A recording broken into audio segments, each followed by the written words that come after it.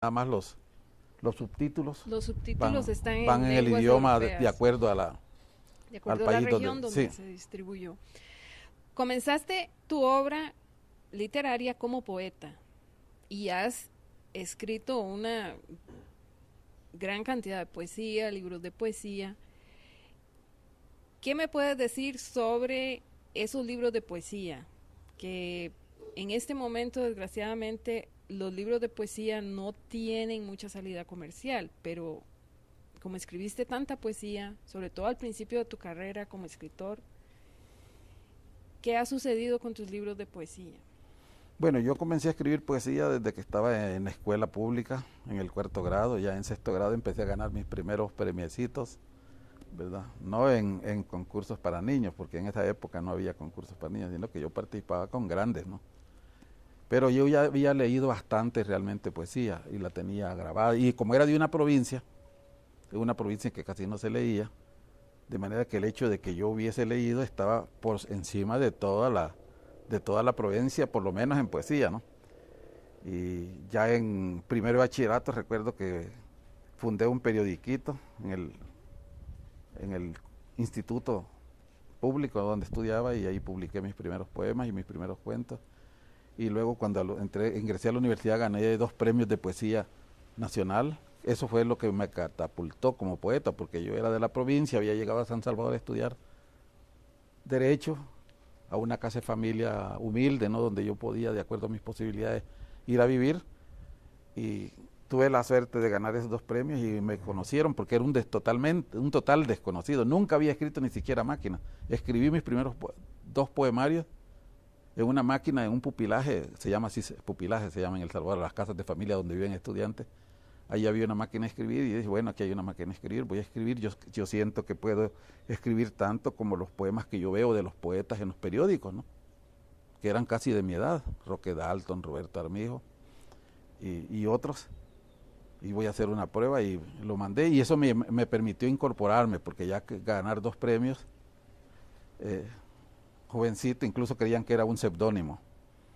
Y luego toda mi labor de derecho, en mis 7 años de derecho prácticamente fue alrededor de la poesía, promoción cultural dentro de la universidad. Era una especie de enclave cultural, la Universidad del Salvador en ese momento. Solo había una universidad, después llegó a haber hasta 45, ahora hay como 27. Y tuvimos mucha resonancia, mucha vigencia por eso, porque ser universitario de una única universidad en un país, por ganar premios, salir en los periódicos. Pero en el 68 más o menos, yo sentía que la poesía me quedaba muy pequeña. Pedí consejos a una gran poetisa allá del Salvador que se llama Claudia Lars, una extra clásica, que quería escribir un libro, un poemario tipo novelístico sobre San Salvador. Entonces ella me desanimó, me dijo que eso era imposible, que eso era traicionar la poesía y que no lo hiciera, que era una locura. Y fue así como decidí, voy a escribir una novela entonces, pero nunca había pensado que yo podía ser novelista. Había leído novela porque era lector desde niño, ¿no? Pero ser novelista no se me cruzaba por la mente. Nada más la necesidad de hacer la novela fue el hecho de que yo quería decir cosas y que no las pude escribir a través de un poema, que sí lo había hecho Cardenal. Y precisamente eso me desanimó, porque Cardenal lo hizo muy bien, Ernesto Cardenal, con El Estrecho Dudoso. Y recuerdo que yo me dije, jamás voy a poder superar o igualar a Cardenal, y van a decir que estoy copiándolo. El Estrecho Dudoso es una obra sobre la historia de Nicaragua, el río San Juan. Entonces mejor hago la novela. Tomé 3 novelas como parámetro, porque no sabía escribir novelas. Recuerdo, esas novelas fueron La ciudad y los perros, como yo quería escribir sobre San Salvador, bueno, La ciudad y los perros sobre Lima, Manhattan Transfer de John Dos Passos, que es la ciudad de Nueva York allá de los años 28, 29, y también La región más transparente, que acaba de salir como una novedad, ¿no? Del México, ya no de caballos y de pistolas y de revolucionarios, sino del México, del DF. Y además Cortázar, Rayuela, fueron 4 novelas. Pero Rayuela más o menos me sirvió para combinar un poco, como era un poeta, ¿no? Cómo hacer narrativa, combinar un poco mi prosa con, con la poesía.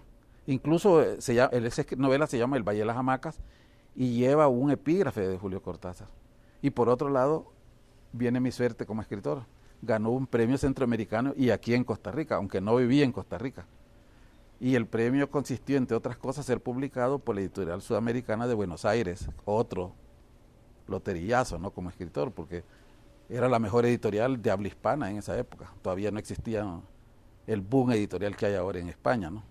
Estaba todavía la dictadura franquista, de manera que esa me catapultó también un poco, aunque como era desconocido, yo incluso leí algunas críticas en periódicos argentinos que decían pues que yo era un novelista que se veía que quería decir muchas cosas, pero no tenía tantas cosas que decir. Vi una paradoja ahí porque realmente si alguien tiene, o si un escritor tiene tantas cosas que decir, es precisamente un escritor centroamericano, porque somos países en nacimiento, países en explosión, países que nos estamos formando, ¿no? De manera comparado con un país ya hecho. Y me dio mucha... me sirvió como una paradoja, ¿no? De que sentía yo que el crítico se estaba equivocado. Sin embargo, tuve una crítica de Camilo José Cela, que en esa época no era tan conocido, estamos hablando del 68. La he perdido, salió en el periódico ahí de Buenos Aires. Sí que era muy favorable hacia mí.